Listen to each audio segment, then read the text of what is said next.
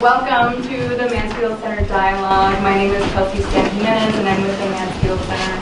I just want to thank you for coming and welcoming you.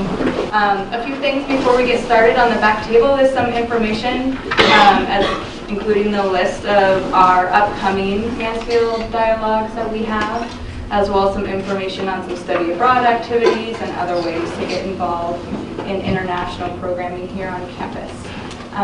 First, I would like to start by thanking MCAT. We're recorded by Missoula Community Access Television as part of a media assistance grant for our organization. So thank you. Peter? I'm going to introduce Dr. Peter Kern, who will introduce our speaker today. Thanks. So it's a great privilege for me to be able to introduce Mark Sheldon to you. I view him as a colleague, as a friend, and as you will see in a few minutes, as sort of the assistant in the birth of my two boys. So I'll talk to you. But Mark right now is honorary lecturer in the International Asian Studies program at the Chinese University of Hong Kong. And I'll kind of tell you how he got there by going back over some of his illustrious career. Mark started out as a political science student, I'm happy to share that, at Illinois Wesleyan University, where he continues to be really active today. One of the most committed members of the Board of Trustees. And if you spend some time and you talk to him, Illinois Wesleyan comes up about every 5 minutes or so. And then he went to the East-West Center and did his graduate studies in Asian Studies at the East-West Center. After that, he was founding director actually, of the Office of Academic Links, a kind of a study abroad, student exchange kind of program that he worked at the Chinese University of Hong Kong. And he was a director of the Yale China Association there. And where I met him, he was the he was the director of the Hong Kong America Center. And he did serve in a really major capacity there at getting that wonderful organization off the ground and to the point in which it really is prospering today. And he continues to be associated with them in an advisory capacity. So that brings me to where he is today as an honorary lecturer in CUHK's International Asian Studies program, with particular interest in Chinese and Hong Kong politics, and I think you'll hear from him about both of those things today. So that does it for my formal introduction. But I did want to tell you a little bit more about the personal ties that I had with him. And so it all goes back to my wife, Phyllis and I, and she was, while I was there working with Mark at the Hong Kong America Center, she was delivering our twin boys. Well, the day the delivery came and Mark was able to accompany me to the hospital where she was delivering, and the doctor came out and said, this will only take a few minutes. Well, I think it was 4 hours later, I was still sitting there waiting for word about whether or not the boys had been delivered or not, and Mark was holding my hand the whole time. And for some reason, I still can't remember today, that 4 hours went by so fast. He did a magnificent job of keeping me occupied for those 24 hours, and so for that I'm forever grateful. So join me in welcoming Mark Sheldon.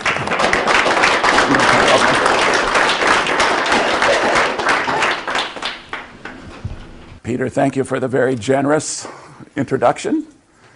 I can say I was there not at the creation, but at the emergence of the boys, right? And I'm happy to say that Justin was just here, so I got to see him. He was just visiting from George Washington University. And then Jason was one of my students recently in Hong Kong. So the ties really do go back quite far. So I want to thank Phyllis and Peter for their very kind and generous hospitality during my visit. We've had some great times catching up, enjoying some great food and enjoying Montana hospitality, which I greatly appreciate. Having been in Hawaii, they're noted for their hospitality, and I can say that Montana hospitality certainly rivals Hawaiian hospitality. I'm also very pleased to be here at the Mansfield Center. So I want to thank the colleagues at the center, Dina and the others, for arranging this and allowing me to come and speak to you. I actually knew Senator Mansfield. My first job as a high school student was a legislative affairs project of the United Methodist Church's Methodist Youth Fellowship, right? And I worked in D.C. in the late 60s. And that's when Senator Mansfield was there, along with William Fulbright, about whom many of us have benefited through the Fulbright program. My senators from Illinois then were Paul Douglas and the ever-famous Everett Dirksen, who used to spin his words together. We used to say that they were golden safety pins that put his words together. I think he was the one that invented the phrase, a billion here, a billion there, and pretty soon we're talking big money, when he talked about military spending. We're lucky in Illinois, I'm from Central Illinois, to have the senators we've had, including Paul Simon, who was a great advocate of international education. You may remember his big smile and his bow tie. And then now, of course, we have Tammy Duckworth, the veteran who lost her legs in the helicopter crash, and the minority leader of the Senate, Richard Durbin. So we're very fortunate. So I always think of these great senators that we had in the past, whether it was Paul Douglas or Everett Dirksen, certainly Senator Mansfield and Senator Fulbright. Their commitment to international education was very important. And so I'm really grateful to be here at the Mansfield Center today. So, as you've heard, I've had 5 or 6 careers in Hong Kong. I'm in my 7th decade, and I'm looking back at my career now more than looking forward. I have students who are university presidents now. I have students who are the children of my former students. I call them my grand students. So I have a lot of history in the Hong Kong matter. So what I'd like to do today is share a bit of that history to sort of set the current events that you've been following in Hong Kong in this context at several levels, and then share with you from our research, both by my students and by myself, about social movements, particularly the Hong Kong social movement, and then talk about the episodes that have led up to this current summer, because this just didn't happen out of the blue. Of course, there's a whole series of events that led to what we see today. And then take your questions, okay? So I'll try to speak quickly, maybe about 20 minutes, 25 minutes, and then have discussion and questions, because I'm sure you have a lot of questions about what you've seen and what it means and where it's headed and how it might conclude, what kind of pathway out we might find. And these are very, very crucial questions for Hong Kong particularly, but also for the region and for U.S.-China relations as well. So let's get started. So what do we have in Hong Kong? What we have is a widespread civil society uprising conducted in a rather leaderless way on social media devices that are encrypted. Okay, so we have a widespread, very widespread, civil society uprising conducted in a leaderless way on encrypted devices on social media platforms. That's the way I describe what the phenomena is, the social movement is that we have in Hong Kong. So let's step back from it a bit. You've probably seen the images, the confrontations of the yellow helmeted students with the Ninja Turtles, with the tactical squad guys. Perhaps you've seen the fires in the subway. Maybe you've seen various aspects of this confrontation that's gone on now for 22 weeks. 22 weeks. But let's step back from it a minute and sort of set it in its context. It's very important that we acknowledge that this is within a broader context as well as the specific context of Hong Kong. The broader context, of course, is a very important change in the nature of U.S.-China relations. We used to think about strategic partnership. We used to think about stakeholders and cooperation with China, and the rise of China was a positive thing, and that we tried to have collaborative relations with China over the Korean Peninsula nuclear programs, about South China Sea, about Taiwan. But frankly, over the last 2 years, we now have to think of U.S.-China relations, in which this particular issue of Hong Kong is now placed, in a very different way. The Trump administration is engaged in a major trade war with China, raising very fundamental questions about the very nature of the Chinese economy, about IT theft, about structural subsidies, about tariffs, about soybeans. I mean, we can go all into that if you wish, but we have to acknowledge that now we're in a very different context of U.S.-China relations that is a confrontational context, a context of competition, a context of a new defense document that declares China is an existential threat to the security of the United States. So we're in a very different context. Those of us who live and work in Hong Kong, we're very aware that this conflict between the U.S. and China has many, many, many implications for the Hong Kong situation. We always say when the big elephants fight, those of us in the grass get stomped on. And that's the fear that many people have in Hong Kong, that this competition between the U.S. and China will, of course, spill over into the Hong Kong issue, or the Hong Kong issue will somehow be used as some kind of leverage in the conflict between the Trump administration and Xi Jinping. And we also have to realize that China has changed. China has become more authoritarian, more aggressive, more assertive. Xi Jinping has undone many of the policies that existed during the Deng Xiaoping era, and that he's now declared himself leader for life. So we do have a very different set of circumstances, both in the framework and aspect of the Trump administration's China policy, such as it is, and the Xi Jinping approach to governing China and asserting China's role in Hong Kong and in the greater Asia-Pacific region. So that's one context. The next context is between Hong Kong SAR and the central authorities of China. Just to review quickly, you all probably know that Hong Kong became a part of China in 1997. It was the result of a joint declaration between Britain and China that called for a new policy that allowed for China to recover sovereignty of Hong Kong and for Hong Kong to become this new entity, a special administrative region of China. That joint declaration and the subsequent basic law basically outlined what kind of new procedures and policies Hong Kong could enjoy that are different from the mainland of China. The policy is known as one country, two systems, and it called for Hong Kong people to rule Hong Kong, for there to be a high degree of autonomy, for Hong Kong people to enjoy certain civil and political liberties, for us to have our separate currency, for us to have our separate immigration jurisdiction, for us to continue to have the rule of law, for us to have all types of freedoms and liberties in the Hong Kong SAR, freedom of press, freedom of expression, freedom of religion, autonomy of universities. I can basically go through all of them. If you go through the provisions of the basic law, you will see what that one country, two systems policy means. And we have to say that overall, up until quite recently, that policy was successful. And that all those promises that were made, most of them, particularly related to individual personal freedoms and liberties, those were still being maintained and preserved in Hong Kong. The one that was not agreed to and has not been given is the promise about further democratization in Hong Kong.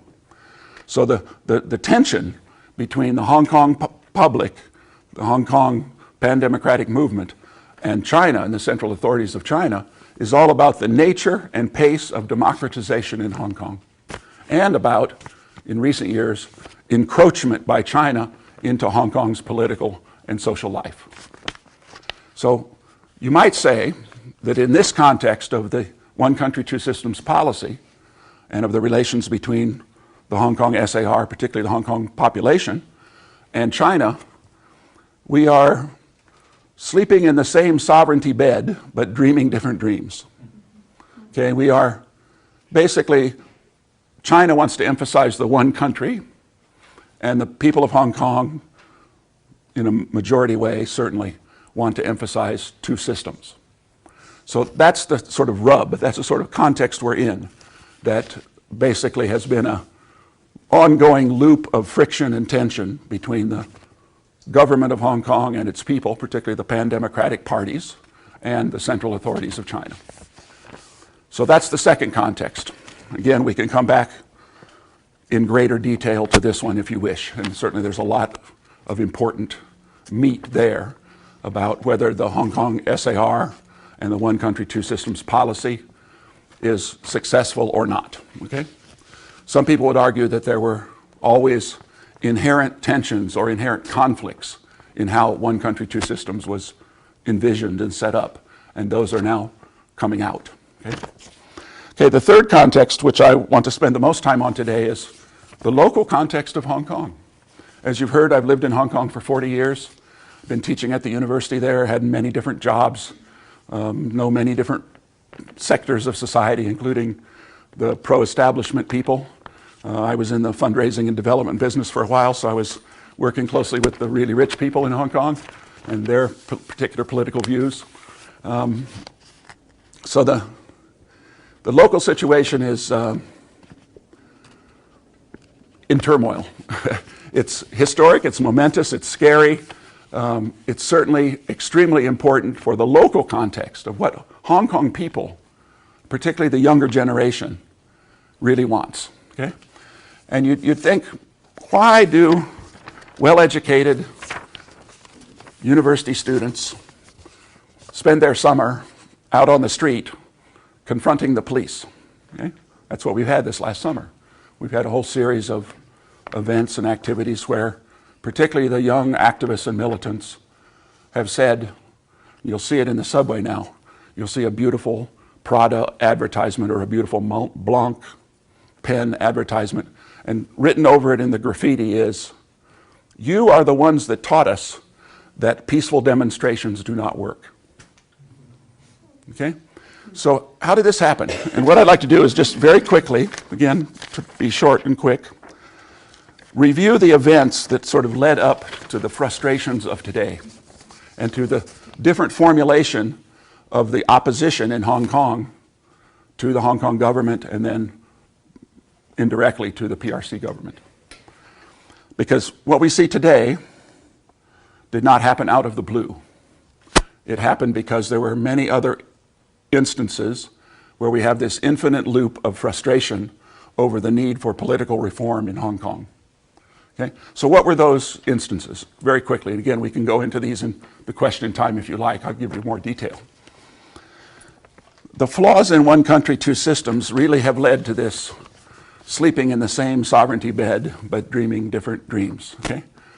The Hong Kong people have been through a whole series of events that frustrated them and made them angry, particularly the younger generation of people in Hong Kong, people 35 and younger, and I'll tell you more about them from our research in a moment.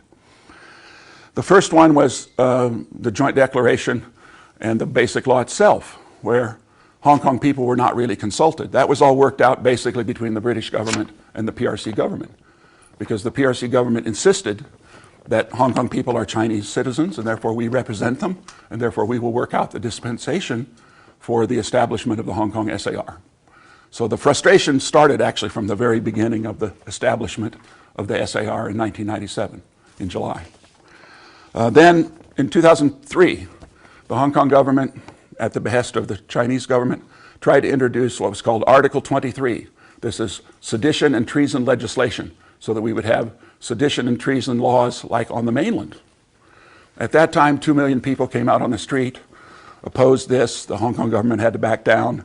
Some ministers lost their job, including one of the people who was here recently through the Mansfield Foundation. Some of you perhaps met Regina Yip when she was here. She was the security secretary at that time, and she was the one who had to give up her job to take responsibility for this fiasco of the Article 23 legislation. That was the first time we saw mass peaceful demonstrations in Hong Kong of the order of 1 million or 2 million people out on the street at the same time. And I can tell you, marching with 2 million people in the heat of August is a unique experience. I've done that recently, and it's a sense of solidarity and a sense of commitment and dedication that you can rarely see. The next one was the attempt by the Hong Kong government to introduce national education. This was education similar to what exists in China. It's a kind of education that doesn't talk much about the June 4th massacre. It's a kind of education that is highly nationalistic and seeks to acclimatize Hong Kong young people to the national narrative of patriotism in China. Again, many people came out on the street. Again, they forced the Hong Kong government to back down. Again, certain ministers took responsibility and resigned. The National Education Campaign was the time in which Joshua Wong, the young activist that perhaps some of you have seen with his face on Time magazine and all this, that's when he cut his teeth as a young activist. He was 14 years old. He and his colleagues basically said to the Hong Kong government, we do not want this kind of national education. We consider it to be kind of political brainwashing. So that again was a sort of setback for the Hong Kong government. Certain people took responsibility, and national education, along with Article 23 legislation, was not passed. So it's still hanging there. Could be reintroduced at any moment. A number of other activists were actually formed in other campaigns because we have very robust civil society in Hong Kong. Campaigns over the preservation of the harbor, campaigns over preserving New Territories villages when they built the high-speed rail system. So you had a whole series of protests that tried to oppose government policies related to those things. And then the most famous instance, of course, before this last summer was the so-called Yellow Umbrella Movement.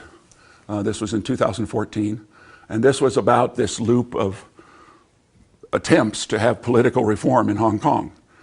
You may know that at that time, tens of thousands, perhaps even hundreds of thousands of people sat on the street for 3 months. They blocked the roads in Hong Kong, and they warded off the tear gas that was then first used with their yellow umbrella, hence the term Yellow Umbrella Movement. So those young activists are now back. Okay? So we often said that Yellow Umbrella Movement was a complete failure. It did not gain any reform. The dispute at that time was reform proposals that China made through the Hong Kong government that said, yes, Hong Kong, you can have universal suffrage, you can have free elections, but we will choose the candidates. So this is what we call elections with Chinese characteristics.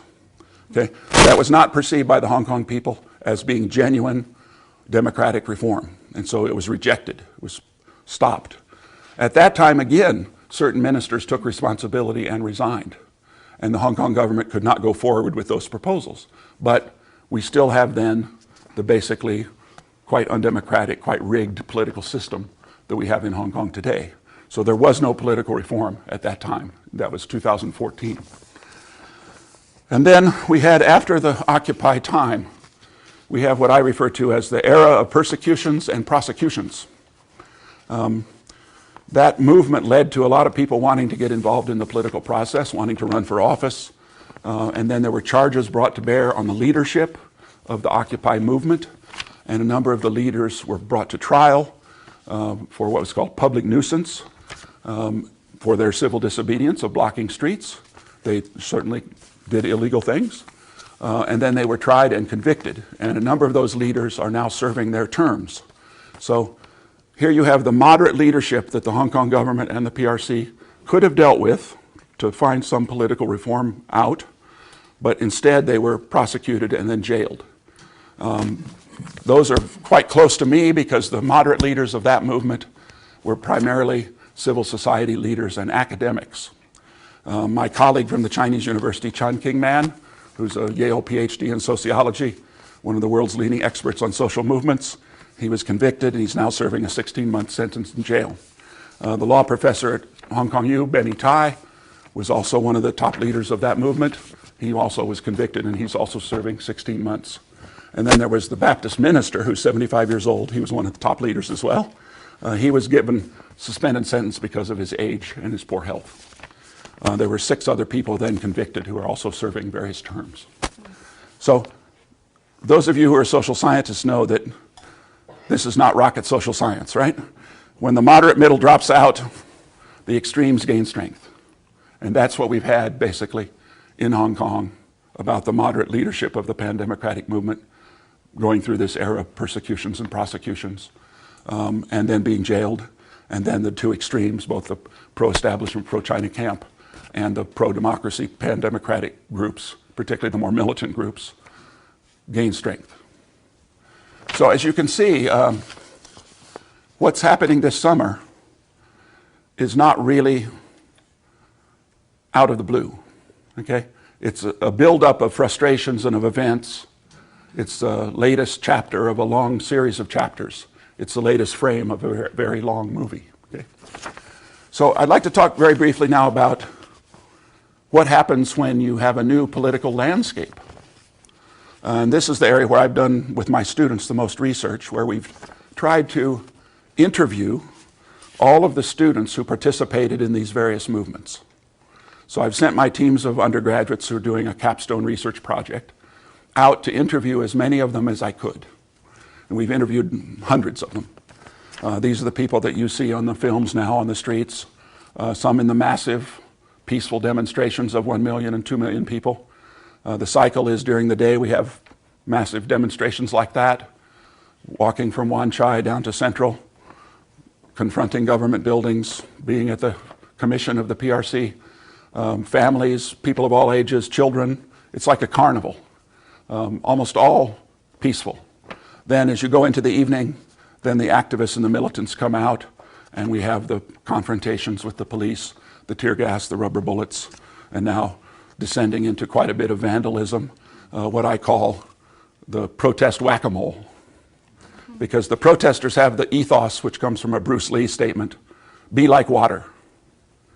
They know now that they can't be stationary. They'll be caught, they'll be arrested. So they move and they change, and they work on these encrypted social media platforms to protest, to pop up at a police station, or to block a road, or to trash a MTR station. And again, we can go into the reasons for why and who is being targeted. Okay?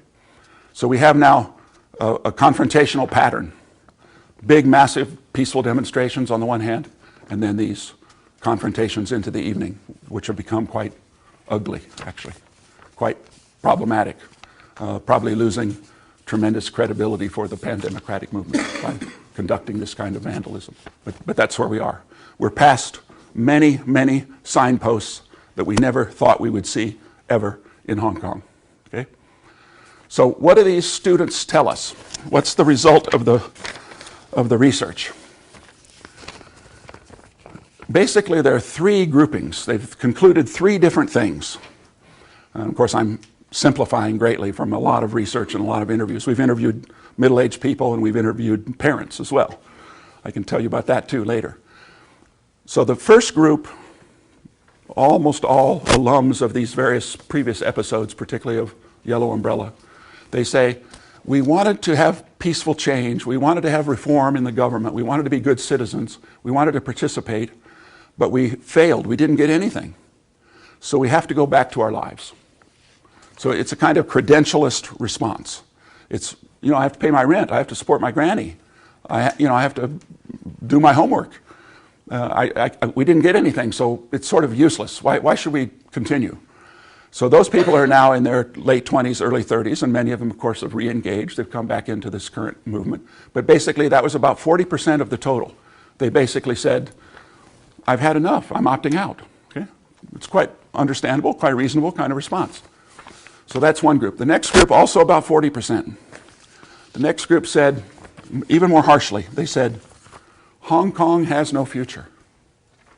It was a conclusion that there will never be change. China will never allow change in Hong Kong. It's just too difficult. It's not going to happen. And so we must find a new place to be.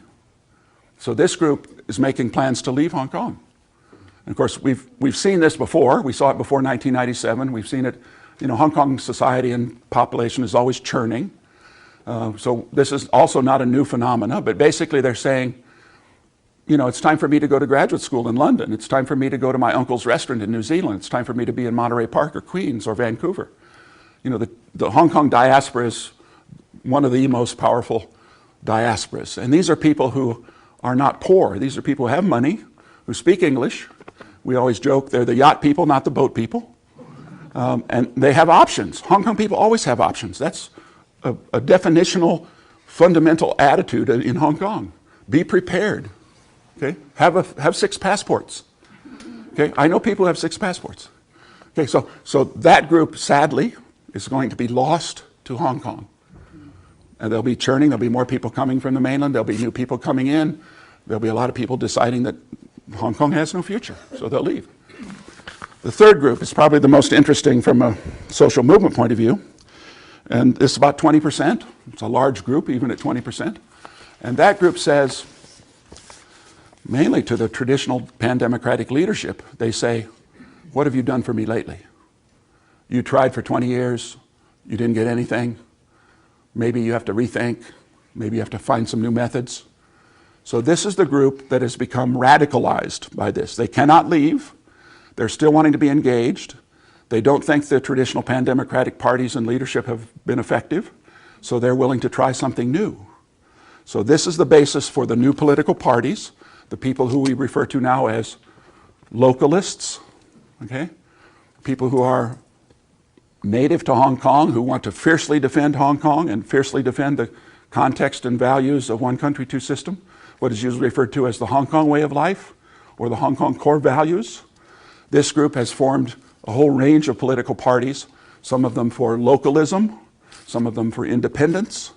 These are the groups that China says have gone over the red line and must be arrested, eliminated, attacked, jailed. Okay? But those groups are a large number of people, and certainly that's the basis for the militants that you see into the evening with the yellow helmets who are saying, you are the one that taught us that peaceful demonstrations do not work. Okay? A number of those people have been brought to trial. A number of those people ran for Legco and won, and then they were disqualified. So you can imagine the tens of thousands of Hong Kong people who voted for those people. Basically, their vote now is eliminated or canceled. Okay? So that's a whole nother source of frustration and anger of that particular group of graduates of the Yellow Umbrella movement. Okay? So that's the sort of landscape that we face. Isn't it glorious? So, is there a way out? The pan-democratic movement has basically 5 demands. Only one of them has been agreed to so far. All the others, the Hong Kong government and indirectly the PRC government has said, we will not accept them. The first one that sort of sparked this whole event this summer was the extradition law. The Hong Kong government proposed a law that would allow citizens in Hong Kong, even expatriates like myself, to be extradited to mainland China and be subject to the judicial system of China. I can think of no action that would be more of a lightning bolt in the psyche, the political psyche of Hong Kong people, than to have to be extradited to the Chinese judicial system. Okay? Everybody knows that that judicial system is under the guidance of the Communist Party, and that is often with impunity. So even the foreign chambers of commerce, even all the foreign consulates, even the journalists, the academics, everybody came out against this extradition bill. This was the source of this whole event this summer. So you say, well, is it like 2014 and the democratic reform debate? No, it is much, much broader than that. There are people now who are even pro-government establishment people who oppose the extradition bill. So that's why I say widespread civil society uprising. It is very, very widespread, the opposition to the Hong Kong government and to the extradition bill. Fortunately, the Hong Kong government, after many, many weeks of protest and many, many weeks of injury and confrontation, finally did, as of yesterday, fully withdraw the extradition bill. Okay? So one of the 5 demands has now been agreed to fully. The others, and these are much more difficult, but not unprecedented. One is somebody in the Hong Kong government has to take responsibility for this whole fiasco. And we have what's called the accountability system in the Hong Kong government. So somebody who put forth these proposals should resign. Okay? Of course, the movement, the pan-democratic movement, wants Carrie Lam herself, the chief executive, to resign. It's been one of the demands from way back. Or others who are key figures, the police commissioner, the security minister, the attorney general, all these figures who have orchestrated the suppression of the movement and who have now put forth this anti-mask law and all these things. These people are widely hated in Hong Kong now, and the Hong Kong government could ask some people to resign. It's happened many times before. People who screwed up, they should resign. Also, there's the demand for an independent investigation into the police abuses, or a broader investigation into the abuses of the protesters and into the whole affair by an independent judge-led commission. So far, the Hong Kong government and the PRC government have totally doubled down and refused to agree to that concession.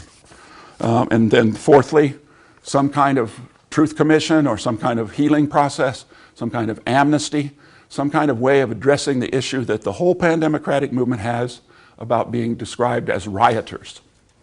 Okay, if you use the term rioter, particularly in the PRC political context, you know what that means. That means very harsh persecution and treatment. In the Hong Kong case, there are laws that say if you are convicted as a rioter, it's a 10-year sentence. So up to now, we've had 2,400 plus people arrested, vast majority of them students, 300 of them from my own university, and a big portion of them have been charged with rioting.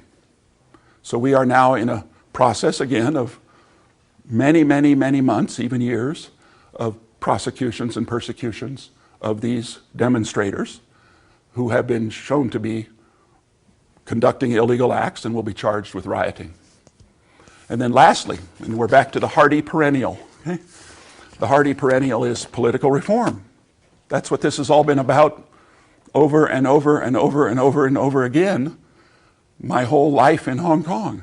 Okay? And so the movement says, let's have the political discussion about reform back on the agenda. Let's go back to the need to have some kind of change in the legislative council makeup.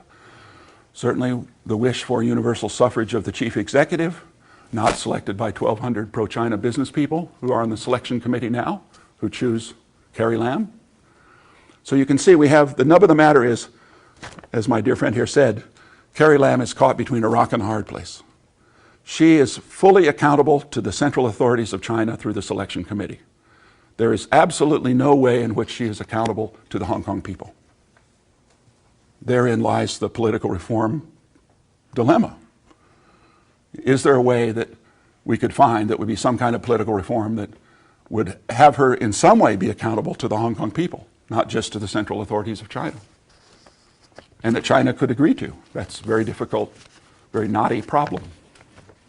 So those are the 5 demands. That's the pathway out. If there's going to be a pathway out and these demonstrations are going to stop, that's what it'll have to be. Lastly, okay, and then we'll have a discussion. I always get this question, so I'll answer it in advance. Will the Chinese military come in? Is this a Tiananmen scenario? My own view is that it is not. Okay? My own view is it's very unlikely that the central authorities of China will intervene militarily directly.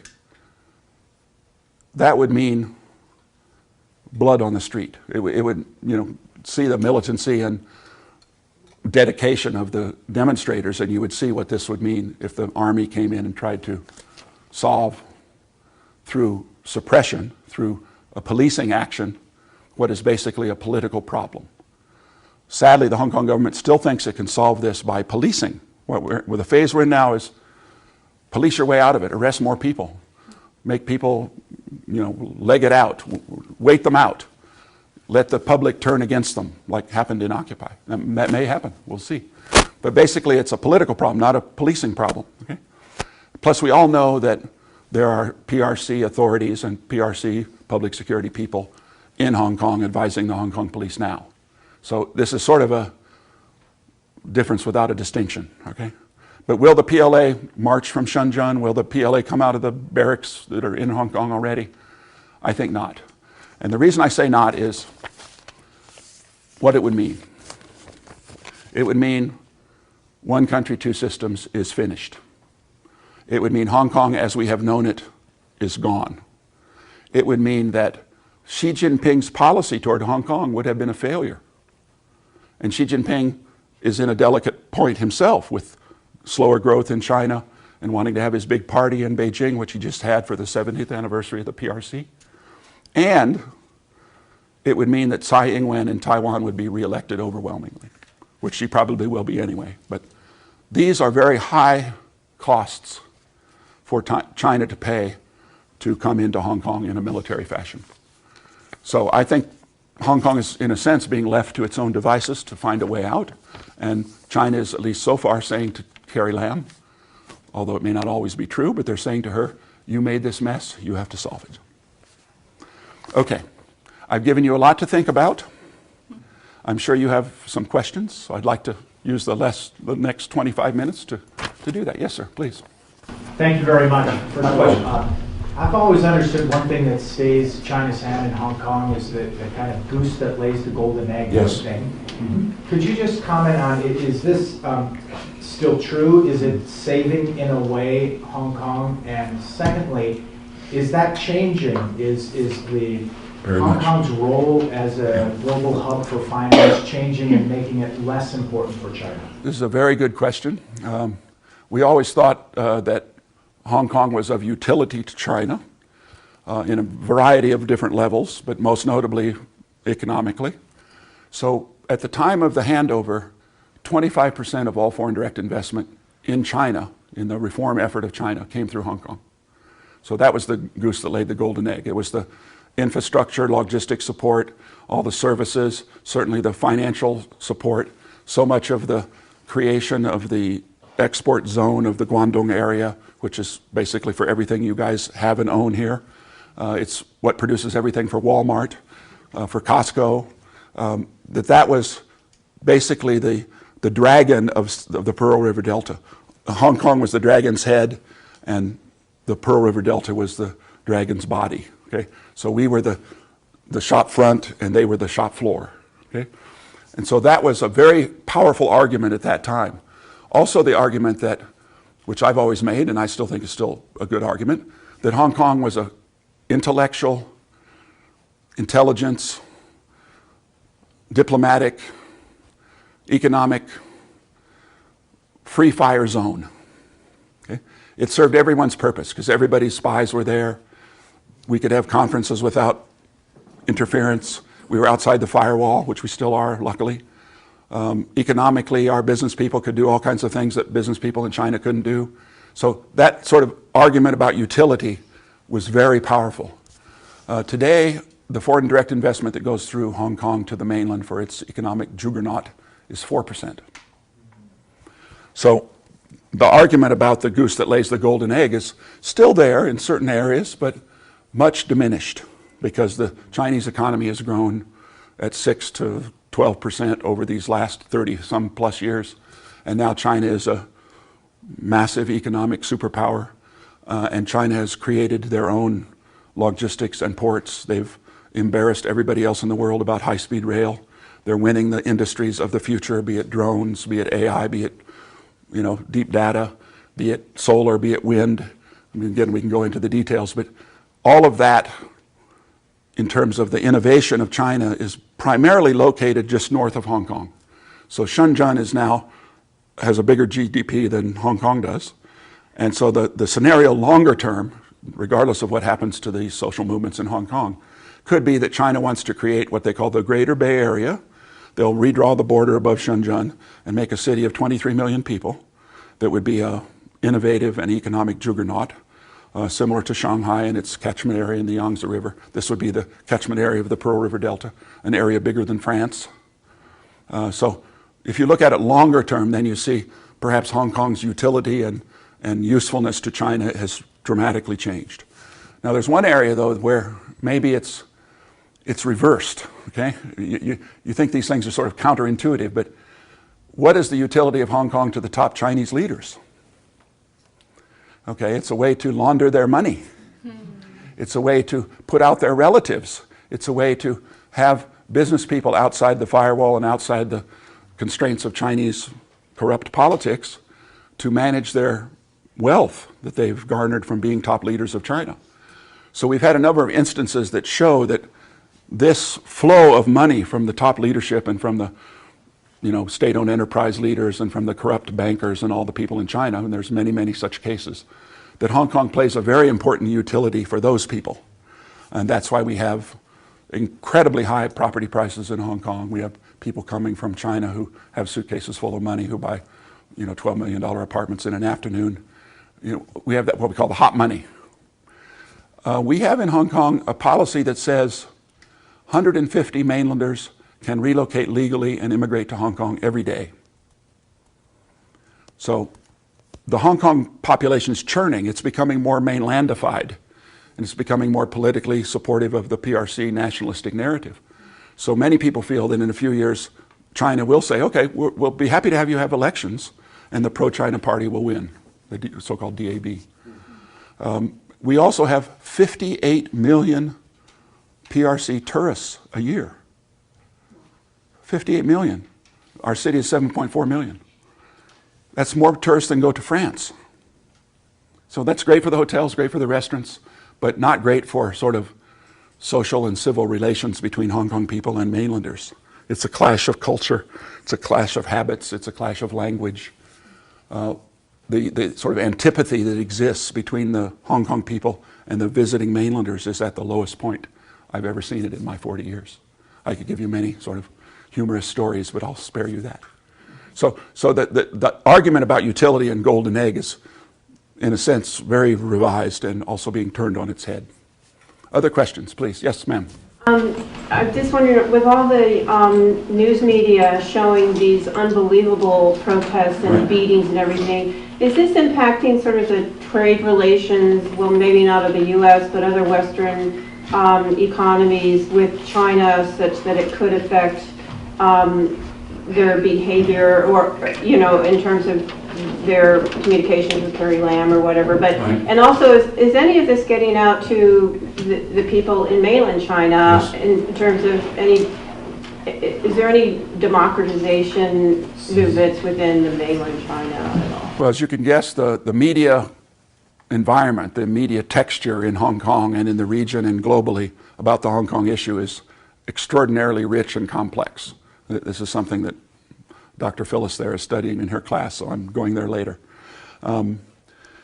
So it really depends on which kind of media source you're looking at, what kind of narrative or meta-narrative those media outlets have, what kind of pressures they're coming under commercially, whether they're government-sponsored media, which we have in Hong Kong. You know, the terrestrial television in Hong Kong is all controlled by the Hong Kong government. That's why the protesters sometimes vent their spleen about the journalists from the Hong Kong government sources. We also have this free fire zone that I mentioned. Part of the basic law is that we have freedom of the press, so we have all the global media there. And with a big story like this, of course, you have the herd journalism aspect where new people come in. Even NPR's and CNN's people from Beijing have come down now, so we're back on the big block, you know. So really depends on the particular approach of those. And then the main competition, of course, for the hearts and minds of Chinese people is in the Chinese media. So if you don't read the Chinese media, then you're sort of actually on the periphery. I mean, we all think New York Times is important and all that. They are, but you know, what's really important is the Chinese language media in Hong Kong, and then how the PRC state-controlled media in China is treating this. And these narratives are wildly different than what you might see from the Western press. The Chinese media says these are rioters, these are splitists, these are people who do not respect Chinese sovereignty. They're basically thugs. They're damaging property. So that there's no underlying political analysis to it at all. Certainly nothing about pro-democracy. That would never be mentioned. So that term and this whole history that I outlined for you would not be considered in the mainland official press, whether it's Global Times or Xinhua releases or People's Daily or the provincial television from Guangdong. That's all being guided by the state narrative about Chinese nationalism and that Hong Kong is part of China and these are just wayward young people who are, you know, out there trashing things for fun. Okay. Obviously the narratives of the Western press are quite different. You can read and hear the stories from Wall Street Journal, which has done some marvelous work, New York Times, others, and it's quite a different narrative. Now, do Chinese people know? Well, all those millions of people who were part of the June 4th events, they're all still there in China. Only 3,000 of them were killed. So do they know and do they have aspirations? Yes. Can they speak out freely? No. Are there ways in which they discover what's happening? Some things leak through the firewall of China, yes. Certainly people in China who come to Hong Kong, and then they have free access, they're outside the firewall, they can read and have some other views. Certainly all the PRC students that we have around the world, they're now outside the firewall, they can consider things in a new way. Sometimes they double down on their nationalistic sentiment, sometimes they go through a personal political crisis and have to learn about their country in ways that they never could when they were inside the country. All of that is there. So the studies of the media environment and of the various narratives about these events, which Dr. Phyllis there is doing, that's extremely, extremely important. I don't know if I answered your question, but the texture of it is just very rich and very complex. You know? And the impact on trade when Western democracies... Well, the key thing about trade for Hong Kong now is whether the European Union or the U.S. government will consider their policies and status with Hong Kong. You know, with Hong Kong, we're outside the firewall. We're considered a separate jurisdiction and entity. So there's something called the Hong Kong Policy Act. The U.S. government has already said they want to reconsider the Hong Kong Policy Act if China intervenes too heavily and reduces Hong Kong's autonomy. If the Hong Kong Policy Act is suspended, then Hong Kong would be inside the tariffs. We would not be considered separate. That would be absolutely devastating to the Hong Kong economy, and its utility for logistics with China trade would be damaged. Now there's additional legislation that's now been proposed and passed that brings greater pressure on China about the Hong Kong issue. There's a new law that's been passed by everybody but the Senate, the committees, and the House, called the Hong Kong Human Rights and Democracy Act. You might want to read up about that. There's a new law that's been proposed by the Colorado Senator, Cory Gardner, that's to re-incentivize people to have closer ties with Taiwan. So, you know, the policy on that level, in terms of EU, US, regional countries related to Hong Kong, is all being amped up now. So there are pressures and new attention being brought to bear on the PRC government about the Hong Kong issue. Yeah. Other questions, please, sir. Given how badly it seems Beijing, or the government in Beijing, has managed Hong Kong from the beginning of these protests, and obviously they're the ones who are setting out a lot of orders, do you see any sign at all that there's been some sort of learning curve, or there's been tweaking from the policy in Beijing that sort of in reaction to the failures they've had in trying to tamp down the movement? Well, I'm of the belief that actually the PRC authorities in Hong Kong and the PRC authorities in charge of Hong Kong matters in Beijing do know quite well what's happening in Hong Kong. But they've doubled down basically on their emphasis on one country, on the nationalistic narrative, on control. And of course they've given Carrie Lam very little leash. So the part of this that's so disturbing is that in a sense one country, two systems is being unmasked. That everybody in Hong Kong now knows that Carrie Lam doesn't have much authority. And of course that's not good for Hong Kong governance on all kinds of other levels. You might say that, you know, people now know she's a puppet or a stooge. That's the term that they would use, not what I would use. And so that's very, very dangerous for Hong Kong's governance. Those of us in political science now call it, you know, governance dysfunction or governance unsustainability. You can come up with all kinds of names for it, but basically it's a mess. That the Hong Kong government does not have the authority to govern properly. She can't even go into LegCo and make a speech. She gets shouted down. She has to give the speech by video teleconferencing. So, you know, that sort of shows how serious this really is. And I think that the PRC authorities, and particularly under the current regime there, are so concerned about this being a kind of virus, that's the term they'll use, that this was a color revolution.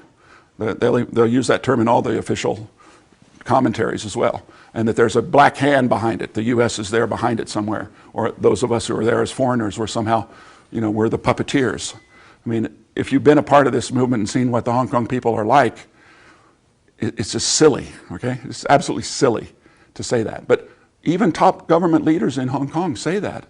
And they all know better, but they're still saying it because they're sort of following the PRC line. Like the former chief executive Tung Chee-hwa, the former chief executive Leung Chun-ying. They've been out there saying, you know, it's the Americans, you know. And so then I went to the farewell talk of the Consul General, a man named Kurt Tong, at the Asia Society. There were 200 demonstrators outside yelling, "Kurt Tong, go home." You know, they're the pro-China people. And of course, Kurt Tong said, "Yes, I'm planning to go home." and then he was going to make a speech and give his very moderate, very reasoned, very, you know, cautious statements about how he understood the Hong Kong matter after 4 years there as Consul General. And then the Trump administration wouldn't let him speak in the public. They blocked him from having the press. So then he had to go and resign, and then he could speak publicly after he became a private citizen. So there are lots of questions about both, you know, will China have any kind of concession or any kind of flexibility, and then actually what really is the Trump policy toward Hong Kong. We really are often confused or in the dark about what it is. And as you're seeing with the Ukraine matter, it's quite clear that the U.S. government is fractured. There are long-term professionals in the diplomatic service that have a very different view than the Trumpites. And, Hong Kong is pretty far down the list now with impeachment looming and all of that. So we're not really having any faith that any European Union country or the U.S. will come and save the Hong Kong matter. We don't have that.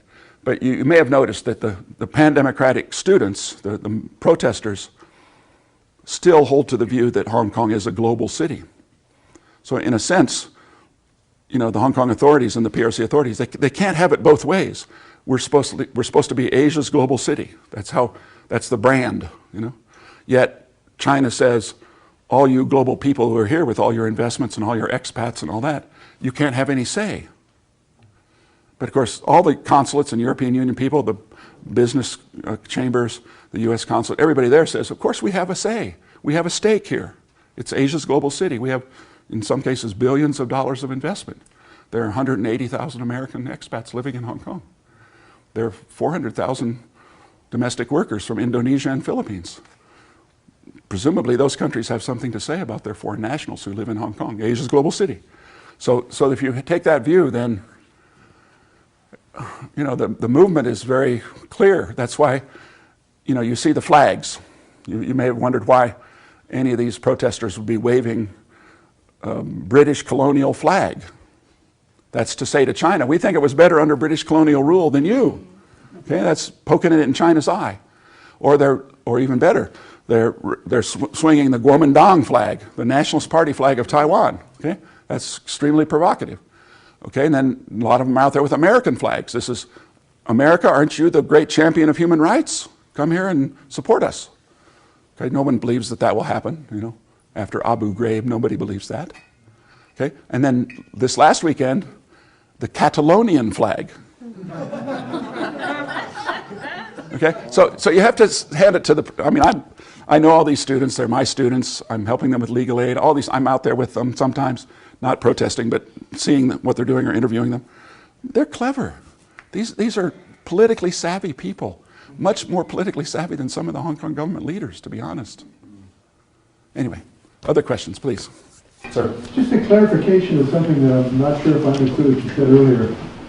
Goods that are produced in the mainland and are exported through Hong Kong, are they subject to U.S. tariffs? No, they're not. And there's the golden egg right there. Well, that's why we have one of the largest ports in the world, why logistics is one of the huge industries of Hong Kong. And of course, sadly now, for many business people in Hong Kong, they're troubled by these events in U.S.-China relations. And they also have found the Pearl River Delta to be higher cost. So many of them are decamping and moving to Cambodia or Philippines or Sri Lanka. So there's always that churning in the supply chain world of global capitalism. And I'm afraid, we're all concerned that maybe the Trump administration, and particularly Peter Navarro and some of the others, don't understand the global supply chain scene very well. The Hong Kong business people are totally adamant against the tariff war. Yeah. I mean, they don't like that at all, of course. So there's been delegations of the chambers of commerce that have gone back to Washington to lobby. And they would like to see some resolution. Maybe this recent agreement is a step in the right direction, although it's a trade agreement light, and it hasn't been written down, and it may unravel in the next few days. I mean, we don't know. But at least my farmer friends in Illinois might get some soybeans sold. Yeah. I'm from Central Illinois, so there the soybeans are out on the ground. I mean, they can't sell them. Other questions, please? We have 5 minutes more. Any Russian connection with any of this? Where are the emails, right? No, not that I know of. I mean, there is a Russian consulate in Hong Kong, and there's a direct flight from Hong Kong to Russia. That was the pathway that Edward Snowden took, as you may remember. He was in a hotel in Hong Kong right next to where my son grew up, and then he was put on a plane at China's bequest. But no, I've not seen any evidence of a Russian connection to any of this that I know of. Sir? Could that extradition law that they tried to initiate, could that have been something that Xi Jinping and his anti-corruption? Yes. Part of that, because he, if all you know, all the money's going there, and it's, Yes. I mean, the irony of it is that Hong Kong is not a country. We had decolonization without independence. The vast majority of Hong Kong people are quite comfortable with Hong Kong being part of China. And actually, that extradition law bill was needed, given the case in Taiwan. You may know the murder case that precipitated all this, where they wanted to extradite somebody back to Taiwan. But then the extradition bill debate got caught up in all the disputes about sovereignty. You know, because both Taiwan and China have their own notions of what is China, and Hong Kong sort of caught in the middle. And then Hong Kong is very beholden to Chinese central authority policy making. So then the central authorities clearly told Carrie Lam to do this, although Carrie Lam said she did it on her own. But then when you do that, then you sort of strike a lightning bolt into the tinder of distrust in Hong Kong about the Chinese judicial authorities, the Chinese judicial system. And that's what set this whole thing off. I mean, all of a sudden the Hong Kong government officials said, oh my goodness, 1 million people are out on the street saying they don't want this. By their own admission, they were totally surprised. By their own admission, they say it's a huge failure of policymaking. But now it's morphed, obviously, into something much wider, much bigger. And they can't put the sort of protest genie back in the bottle now. Yeah.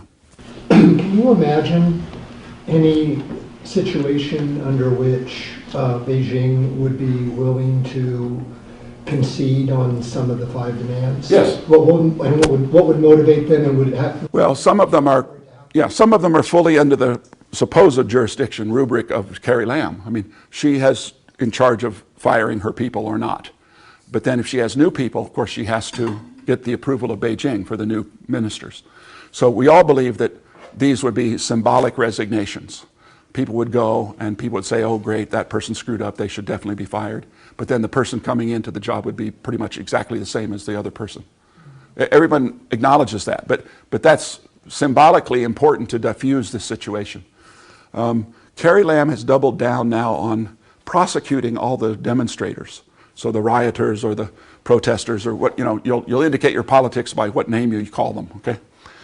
And she's basically arguing that we must do this because we have the rule of law. So what we have now is Hong Kong's version of China's version of rule by law, not rule of law. So if that's the road we're going down of 3,000 prosecutions, then Hong Kong is going to be in this place for decades. We're going to have a mental health crisis. We're going to have, as we already have, we're going to have political refugees. We'll have people fleeing before they'll be prosecuted. We already have people going to Taiwan to get away from these prosecutions. I mean, we never thought we would have in Hong Kong political refugees, but we do. And so if that's the road that they're going down, then increasingly Hong Kong, in terms of its legal use, you know, its legal practices for political suppression, will be more and more like any other Chinese city. So that's why people say one country, 2 systems is starting to come to an end. Okay? The other ones about a truth commission or a police investigation, that's very difficult for China because that will then show already that the public security people were in the Hong Kong police and were advising the Hong Kong police about all this. So that they don't want that to be exposed publicly. That's sort of another kind of very shocking thing for Hong Kong people. Just like all the use of the tear gas is very shocking for Hong Kong people. The police abuses is very shocking because we all used to respect the police. We had 2 million person demonstrations, not a single arrest, not a single bit of property damage, and great management by the Hong Kong police.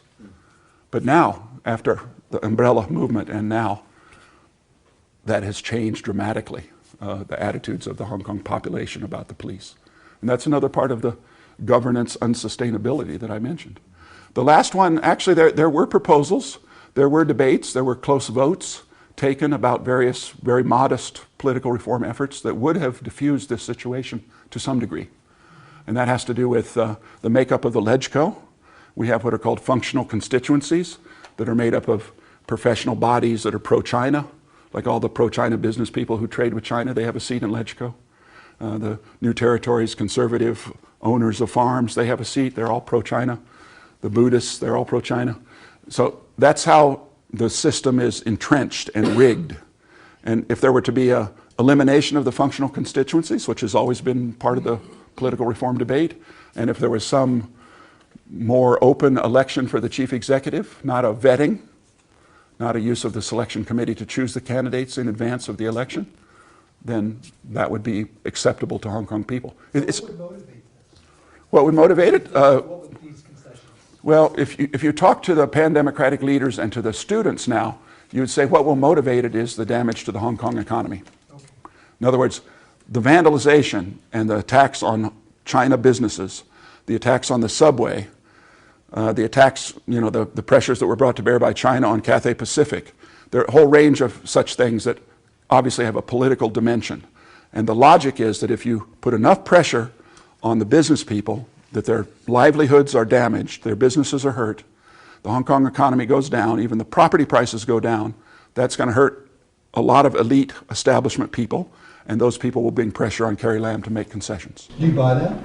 I buy that to some degree, but the problem is that you should never trust or put your political capital into the Hong Kong elite.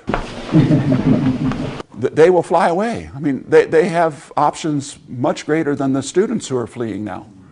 They have homes everywhere, they have money, they've already moved their money. You would never count on the political loyalty of the Hong Kong elite to defend the values of Hong Kong. You would be mad. But could you imagine anything else that would? Well, if most of those people leave and the whole nature of the pro-establishment group in Hong Kong changes, yes. I mean, that's what's happening now. I mean, the Hong Kong elite was very much taken aback by the extradition law saga. That for some weeks they were just on their back foot. They didn't know what to say. They were as angry at Carrie Lam as everybody else was, because they were betrayed. They thought she was going to go through with it, it was going to be voted through, and they would have another victory, because they have the votes. But see, that's what made Hong Kong people again conclude that you were the ones that taught us, because we had a 1 million person march, a 2 million person march, and the LegCo was still going to vote through the extradition law bill. And the way it didn't happen is that the militants physically blocked the LegCo members from going to the chamber. That's why it was never voted, because that's when you saw the famous cart being rammed into the LegCo building and the militants saying, "This is a rigged system. We're not even going to let you vote. We're blocking you." And then, of course, LegCo was put in suspension for many weeks, and it was stopped from voting the thing. Well, I think we've really covered a lot of ground today and learned a lot and enlightened a lot about the situation in Hong Kong. So we're really very thankful for Mark to stop here in Missoula on his way across the country and share all this with us. And if you have, I think he has a little more time, so if you want to ask him a question face. Peter, one announcement before we stop. I think Phyllis has a quick announcement. I'm just wanting to know, some of you got the flyer already. College of Humanities and Sciences is sponsoring a study abroad program, educational program, over spring break. And I will be taking students to Hong Kong, and Hong Kong American Center will be hosting the program, and community members, staff members are welcome to join, because we want this to be co-learning opportunities. We learn from one another, students and community members as well. And Mark will be one of our key on-site speakers if you want to learn more from Mark. And he will connect us with students, activists, and other professionals in Hong Kong. And so if you want more information, there's a flyer and my email is there. I will let you know more about it. Thank you. Thank you all very much. I very much enjoyed it. Thank you. Thank you, George. Thanks Yep. so much. It's really been Good to great. see you, my Have a friend. great trip, okay? Take care.